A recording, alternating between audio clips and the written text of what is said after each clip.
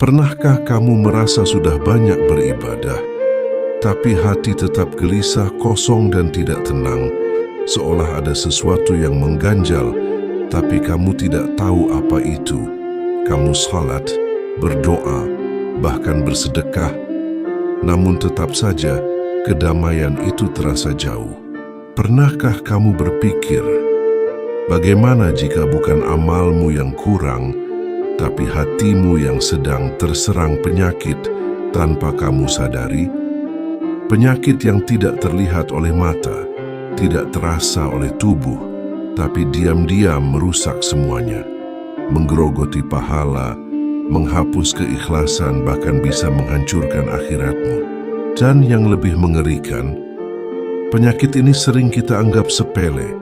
Kita biarkan tumbuh, kita pelihara tanpa sadar.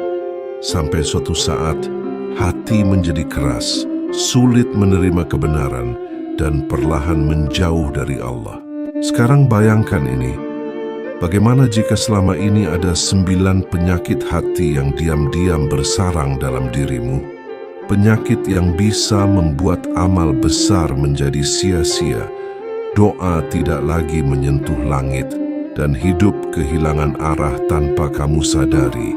Siapkah kamu mengetahui apa saja penyakit hati tersebut sebelum semuanya terlambat? Kalau kamu merasa ada yang kena di hati saat mendengar ini, jangan diabaikan. Yuk, mulai sekarang kita sama-sama introspeksi diri. Tonton sampai selesai karena di akhir nanti kamu akan tahu apakah salah satu dari 9 penyakit hati ini ada dalam dirimu, atau mungkin sudah lama bersemayam tanpa kamu sadari. Tulis di kolom komentar, "Ya Allah, bersihkan hatiku," sebagai bentuk doa dan komitmen kita untuk berubah. Jangan lupa like dan share ke orang terdekatmu. Siapa tahu mereka juga sedang berjuang melawan penyakit hati yang sama. Dan subscribe agar kamu tidak ketinggalan pengingat-pengingat yang bisa menyelamatkan hati dan akhiratmu. Karena bisa jadi, satu video ini adalah awal dari perubahan besar dalam hidupmu. Penyakit hati adalah sesuatu yang tidak terlihat oleh mata, tetapi dampaknya sangat nyata dalam kehidupan seseorang. Ia tidak menimbulkan rasa sakit secara fisik, namun mampu merusak keikhlasan, melemahkan iman, bahkan menghapus pahala tanpa disadari. Hati yang seharusnya menjadi tempat turunnya ketenangan justru berubah menjadi sumber kegelisahan. Ketika hati mulai sakit, ibadah terasa berat, zikir terasa hambar, dan nasihat sulit masuk. Inilah tanda bahwa ada sesuatu yang perlu segera dibenahi dari dalam diri. Salah satu penyakit hati yang paling halus dan sering tidak disadari adalah riya, yaitu melakukan amal bukan semata karena Allah, tetapi karena ingin dilihat dan dipuji manusia. Seseorang mungkin terlihat rajin beribadah, gemar bersedekah, atau aktif dalam kebaikan, namun jika niatnya tercampur dengan keinginan mendapatkan pengakuan, maka amal tersebut bisa kehilangan nilainya. Riya bekerja dengan sangat halus, bahkan bisa masuk ke dalam hati orang yang sudah terbiasa berbuat baik. Ia membuat seseorang lebih fokus pada pandangan manusia dibanding penilaian Allah. Selain riya, ada ujub yang membuat seseorang merasa bangga terhadap dirinya sendiri. Ia melihat amalnya sebagai hasil dari kemampuan dan usahanya semata, hingga lupa bahwa semua itu adalah karunia dari Allah. Ujub menjadikan hati sulit menerima kritik, merasa lebih baik dari orang lain, dan cenderung meremehkan kekurangan diri sendiri. Dalam kondisi ini, seseorang bisa terjebak dalam ilusi kebaikan, padahal hakikatnya ia sedang menjauh dari kerendahan hati yang menjadi kunci diterimanya amal. Hasad atau dengki juga termasuk penyakit hati yang sangat berbahaya. Ia muncul ketika seseorang tidak senang melihat orang lain mendapatkan nikmat, bahkan berharap nikmat tersebut hilang. Hasad tidak hanya menyakiti orang lain, tetapi juga membakar hati pelakunya sendiri. Hati menjadi sempit, penuh kegelisahan dan sulit merasakan syukur. Padahal setiap nikmat yang Allah berikan kepada orang lain tidak akan mengurangi bagian kita sedikit pun. Namun, hasad membuat seseorang lupa akan hal itu dan terus membandingkan dirinya dengan orang lain.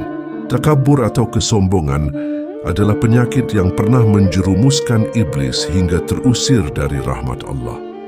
Sombong membuat seseorang menolak kebenaran dan merendahkan orang lain. Ia merasa dirinya lebih tinggi, lebih suci atau lebih pantas dibandingkan yang lain. Dalam kehidupan sehari-hari, kesombongan bisa muncul dalam bentuk yang sangat halus, seperti merasa paling benar dalam pendapat, enggan menerima nasihat, atau memandang rendah orang yang dianggap kurang. Hati yang dipenuhi kesombongan akan sulit menerima cahaya kebenaran. Cinta dunia yang berlebihan juga menjadi sumber dari banyak penyakit hati lainnya. Ketika seseorang terlalu mencintai harta, jabatan, dan kesenangan dunia, ia akan menjadikan semua itu sebagai tujuan utama hidupnya. Akhirat menjadi terlupakan, ibadah dilakukan sekadarnya, dan segala sesuatu diukur dengan keuntungan duniawi. Cinta dunia tidak dilarang, tetapi ketika ia menguasai hati, maka ia akan menutup ruang bagi kecintaan kepada Allah dan kehidupan akhirat. Dari sinilah muncul sifat tamak, kikir, dan ketidakpuasan yang tidak pernah berakhir. Su'udzon atau berprasangka buruk adalah penyakit hati yang merusak hubungan antar sesama. Seseorang yang terbiasa berprasangka buruk akan mudah curiga, menilai tanpa bukti, dan sering salah paham. Hatinya tidak tenang karena dipenuhi pikiran negatif. Ia sulit mempercayai orang lain dan cenderung melihat sisi buruk dalam setiap keadaan. Padahal, Islam mengajarkan untuk menjaga prasangka dan mencari alasan terbaik bagi saudara sesama Muslim. Ketika su'udzon dibiarkan, ia akan berkembang menjadi permusuhan dan perpecahan. Lalai atau ghaflah adalah kondisi ketika hati jauh dari mengingat Allah. Seseorang mungkin sibuk dengan aktivitas sehari-hari, tenggelam dalam pekerjaan, hiburan, dan urusan dunia, hingga lupa untuk berzikir dan mendekatkan diri kepada Allah. Lalai membuat hati menjadi keras dan kehilangan sensitivitas terhadap kebenaran. Nasihat tidak lagi menyentuh, peringatan tidak lagi menggugah, dan waktu berlalu tanpa makna. Dalam keadaan ini, seseorang bisa merasa hidupnya biasa saja, padahal ia sedang menjauh dari tujuan utamanya. Dendam dan sulit memaafkan juga menjadi penyakit hati yang mengikat seseorang dalam masa lalu. Luka yang tidak disembuhkan akan terus membekas dan mempengaruhi cara seseorang melihat dunia. Hati menjadi berat, dipenuhi amarah, dan sulit merasakan kedamaian. Padahal memaafkan bukan berarti membenarkan kesalahan orang lain, tetapi membebaskan diri dari beban yang menyiksa. Semakin lama dendam disimpan, semakin dalam ia merusak ketenangan batin. Putus asa dari rahmat Allah adalah penyakit hati yang sering muncul ketika seseorang merasa dosanya terlalu besar. Ia merasa tidak layak untuk diampuni, sehingga enggan untuk kembali kepada Allah. Padahal tidak ada dosa yang terlalu besar bagi ampunannya, selama seseorang mau bertaubat dengan sungguh-sungguh.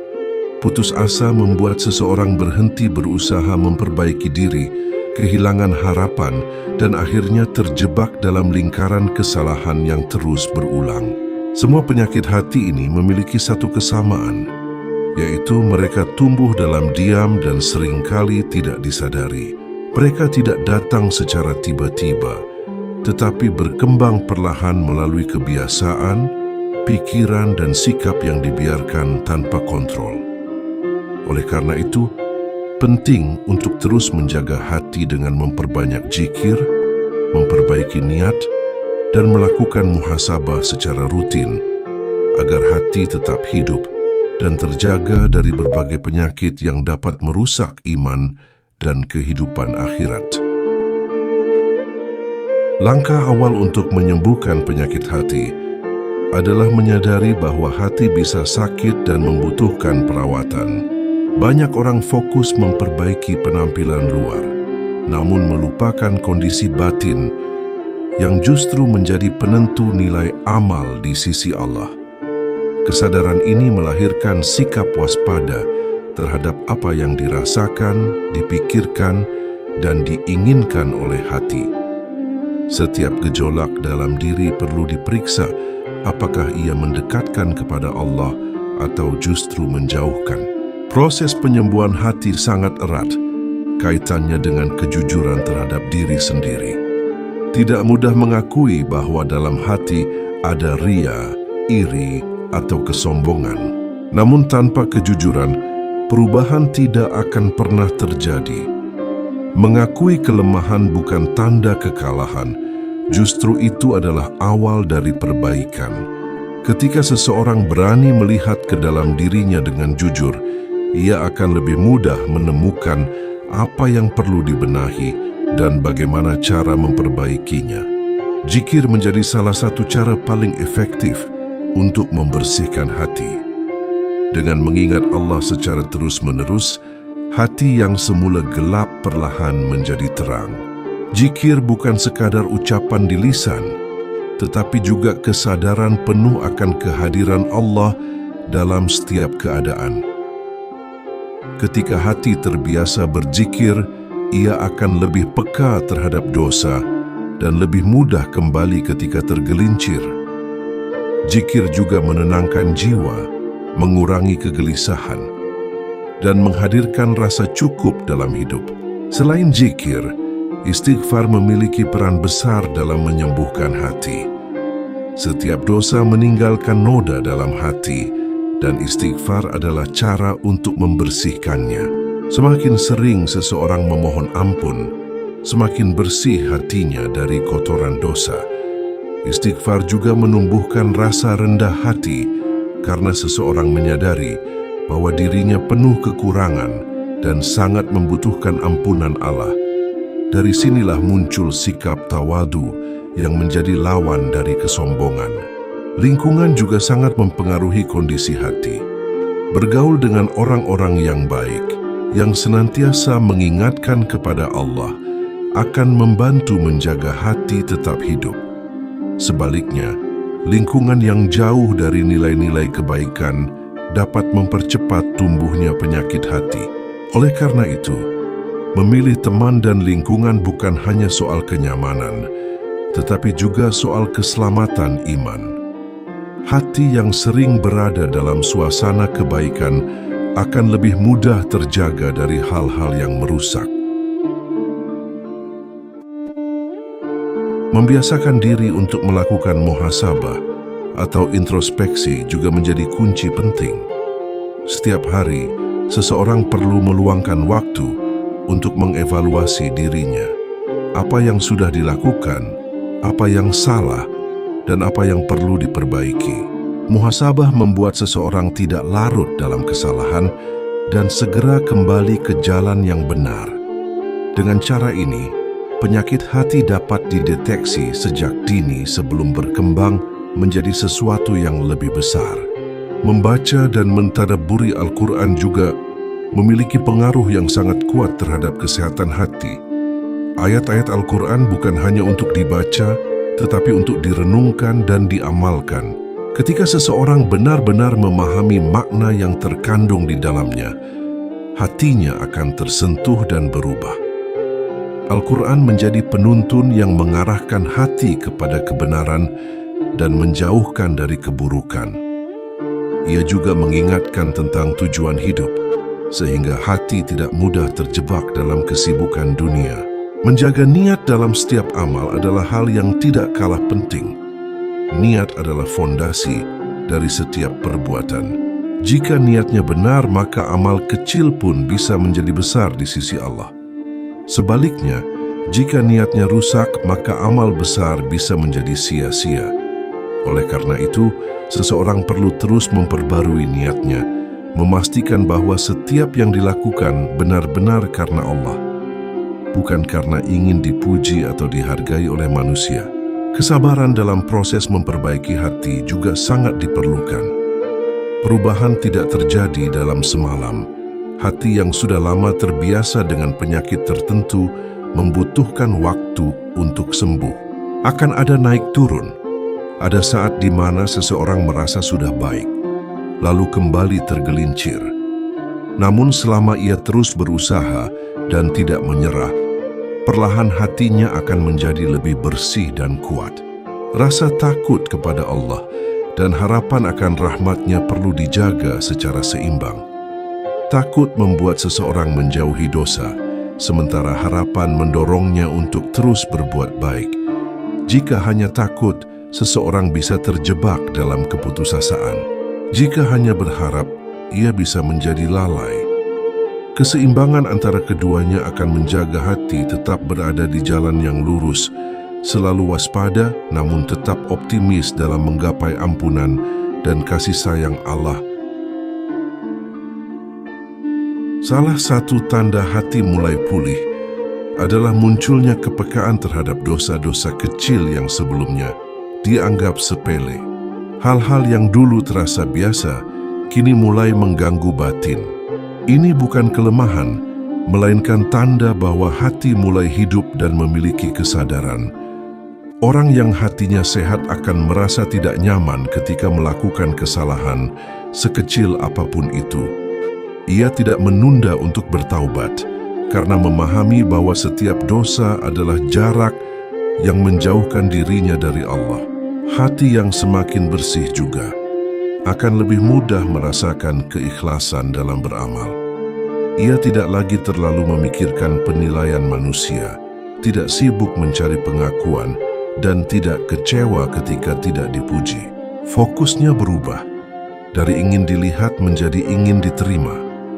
Dalam kondisi ini, amal menjadi lebih ringan untuk dilakukan karena tidak dibebani oleh keinginan-keinginan tersembunyi. Bahkan dalam kesendirian, ia tetap berusaha berbuat baik karena ia sadar bahwa Allah selalu melihat. Ketika penyakit hasad mulai berkurang, hati akan terasa lebih lapang. Melihat orang lain bahagia tidak lagi menimbulkan rasa sesak, tetapi justru melahirkan doa dan kebahagiaan tersendiri. Seseorang mulai menyadari bahwa rezeki setiap orang telah diatur dengan sempurna.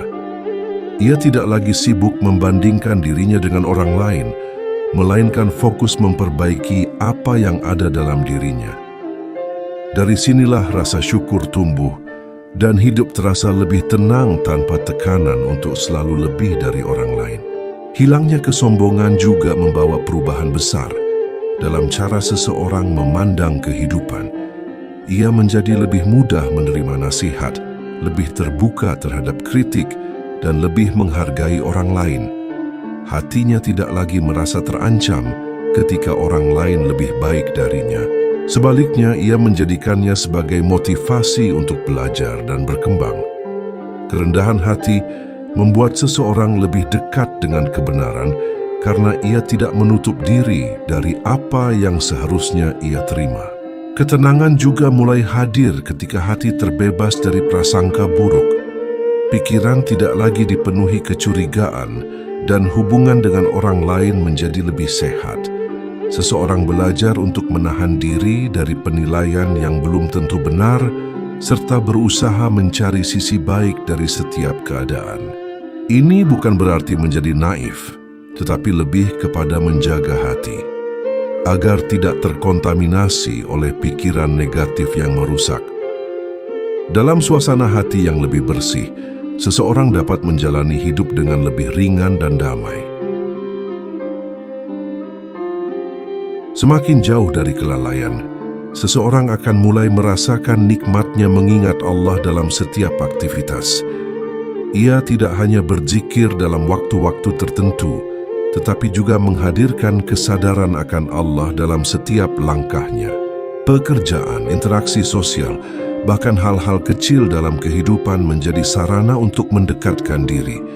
Hati yang selalu terhubung dengan Allah akan lebih kuat menghadapi ujian karena ia memiliki tempat bergantung yang tidak pernah mengecewakan. Memaafkan menjadi lebih mudah ketika hati telah dibersihkan dari dendam.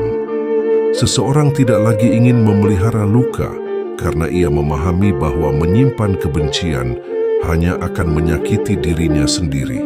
Ia belajar melepaskan, bukan karena orang lain pantas dimaafkan, tetapi karena ia ingin hatinya tenang.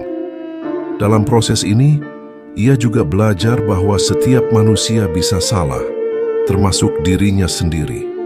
Dari sinilah muncul empati dan kelembutan dalam bersikap. Harapan kepada rahmat Allah pun semakin kuat, menggantikan keputusasaan yang dulu mungkin pernah ada. Seseorang tidak lagi terjebak dalam rasa bersalah yang berlebihan, tetapi menjadikannya sebagai dorongan untuk berubah. Ia yakin bahwa selama pintu taubat masih terbuka, selalu ada kesempatan untuk menjadi lebih baik. Keyakinan ini memberikan energi baru untuk terus melangkah, meskipun masa lalu penuh dengan kesalahan. Perjalanan memperbaiki hati pada akhirnya bukan hanya tentang menghindari penyakit, tetapi juga tentang menumbuhkan kualitas-kualitas kebaikan yang lebih dalam. Hati yang sehat akan melahirkan perilaku yang baik, ucapan yang lembut, dan sikap yang penuh kasih. Ia menjadi sumber kebaikan, tidak hanya bagi dirinya sendiri, tetapi juga bagi orang-orang di sekitarnya. Setiap perubahan kecil dalam hati akan tercermin dalam kehidupan sehari-hari, membentuk pribadi yang lebih dekat dengan nilai-nilai yang diridai Allah. Seiring berjalannya waktu, seseorang akan menyadari bahwa menjaga hati bukanlah tugas sesaat, melainkan perjalanan seumur hidup. Hati bisa berubah dengan sangat cepat, terkadang dalam hitungan momen. Apa yang hari ini terasa ikhlas, esok bisa berubah menjadi ria jika tidak dijaga. Apa yang hari ini terasa rendah hati, bisa berubah menjadi kesombongan ketika muncul sedikit pujian. Karena itulah, kewaspadaan terhadap kondisi hati harus terus dijaga dalam setiap keadaan.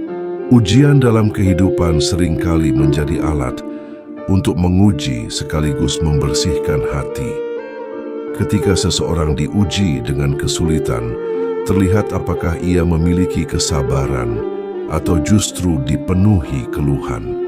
Ketika diberi kelapangan, terlihat apakah ia bersyukur atau justru lalai.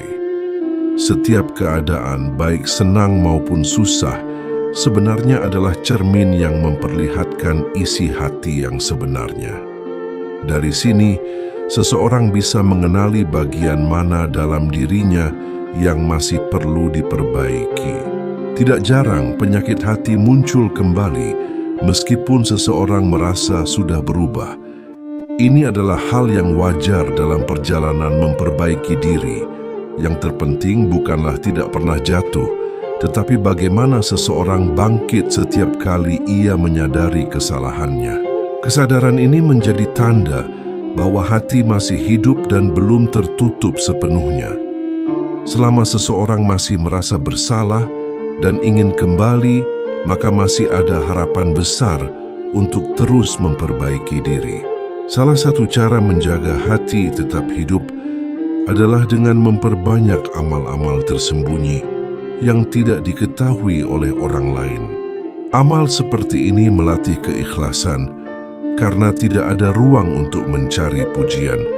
Ketika seseorang terbiasa melakukan kebaikan dalam diam, ia akan lebih mudah menjaga niatnya. Amal tersembunyi juga menjadi penguat hubungan antara dirinya dengan Allah, karena hanya Dia yang mengetahui dan menilai. Selain itu, penting untuk menjaga lisan, karena apa yang keluar dari mulut seringkali mencerminkan apa yang ada di dalam hati. Hati yang bersih akan melahirkan ucapan yang baik, sementara hati yang penuh penyakit cenderung melahirkan kata-kata yang menyakitkan, penuh keluhan, atau bahkan kebohongan. Dengan menjaga lisan, seseorang sekaligus sedang melatih hatinya untuk tetap berada dalam kebaikan. Mengurangi keterikatan berlebihan terhadap dunia juga menjadi bagian penting dalam menjaga kesehatan hati. Bukan berarti harus meninggalkan dunia sepenuhnya, tetapi menempatkannya pada posisi yang semestinya. Dunia dijadikan sebagai sarana, bukan tujuan. Ketika hati tidak terlalu terikat pada dunia, ia akan lebih mudah menerima kehilangan, tidak berlebihan dalam kesenangan, dan tetap tenang dalam berbagai keadaan. Mengingat kematian juga memiliki pengaruh besar dalam melembutkan hati. Kesadaran bahwa hidup ini tidak selamanya membuat seseorang lebih berhati-hati dalam bertindak. Ia mulai memikirkan dampak dari setiap perbuatan, bukan hanya di dunia, tetapi juga di akhirat. Dengan sering mengingat kematian, seseorang akan lebih mudah melepaskan hal-hal yang tidak penting dan fokus pada apa yang benar-benar bernilai. Konsistensi dalam melakukan kebaikan meskipun kecil juga berperan dalam menjaga hati tetap bersih. Amal yang dilakukan secara terus-menerus akan membentuk kebiasaan yang baik dan memperkuat iman. Dari kebiasaan inilah hati mendapatkan asupan yang membuatnya tetap hidup. Sebaliknya, jika kebaikan hanya dilakukan sesekali, hati akan lebih mudah kembali kepada kebiasaan lama yang kurang baik. Perlahan, seseorang akan merasakan bahwa hati yang terjaga membawa dampak besar dalam seluruh aspek kehidupan. Cara berpikir menjadi lebih jernih, emosi lebih terkendali, dan hubungan dengan orang lain menjadi lebih harmonis. Semua ini berawal dari satu hal yang seringkali dianggap kecil, yaitu kondisi hati yang terus dijaga dan diperbaiki setiap hari. Dalam perjalanan ini, seseorang juga akan mulai memahami bahwa sumber utama kekuatan hati bukan terletak pada dirinya sendiri, melainkan pada kedekatannya dengan Allah.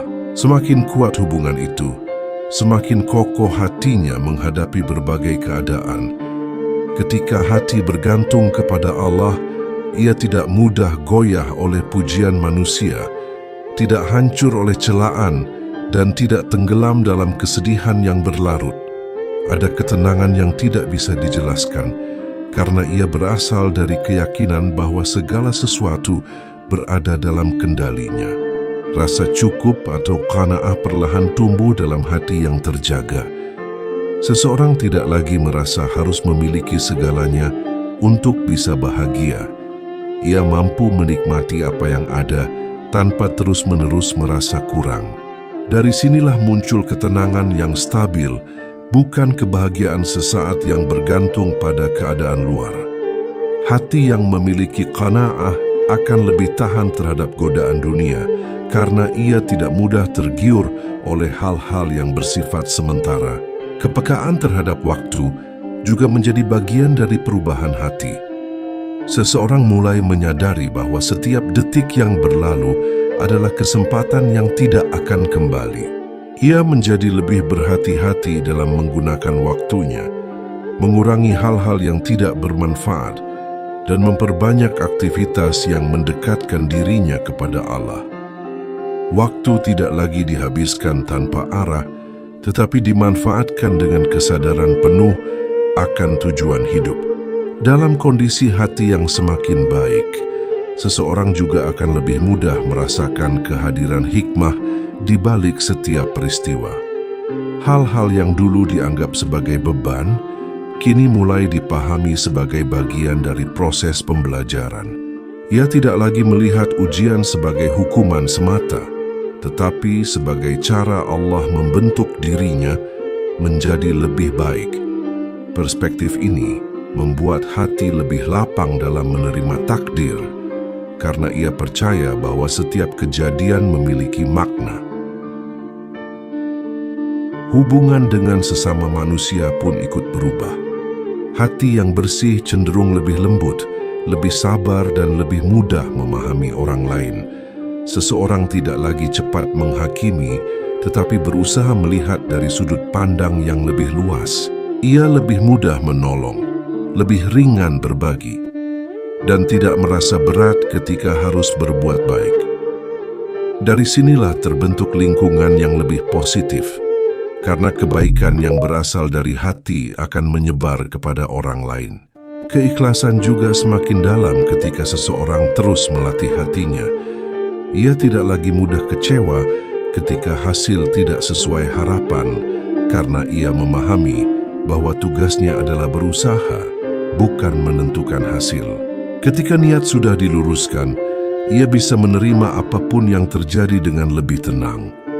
Dalam kondisi ini, seseorang akan merasakan kebebasan dari beban ekspektasi yang berlebihan karena ia menyerahkan hasil akhirnya kepada Allah.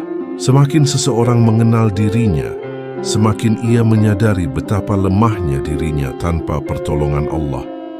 Kesadaran ini melahirkan ketergantungan yang sehat kepadanya, bukan dalam arti pasif, tetapi dalam bentuk doa, usaha, dan tawakal yang seimbang. Ia tidak lagi mengandalkan kekuatannya sendiri, melainkan selalu melibatkan Allah dalam setiap langkah yang diambil. Dalam keheningan, hati yang terjaga akan menemukan kenikmatan yang tidak bisa ditemukan di tempat lain. Ada rasa damai ketika bermunajat, ada ketenangan ketika bersujud, dan ada kelegaan ketika mencurahkan segala isi hati kepada Allah. Momen-momen seperti ini menjadi sumber kekuatan yang menjaga hati tetap hidup, bahkan di tengah kesibukan dan tantangan kehidupan sehari-hari. Perubahan demi perubahan yang terjadi dalam hati akhirnya membentuk karakter yang lebih matang. Seseorang tidak hanya terlihat baik di luar, tetapi juga memiliki kedalaman dalam dirinya.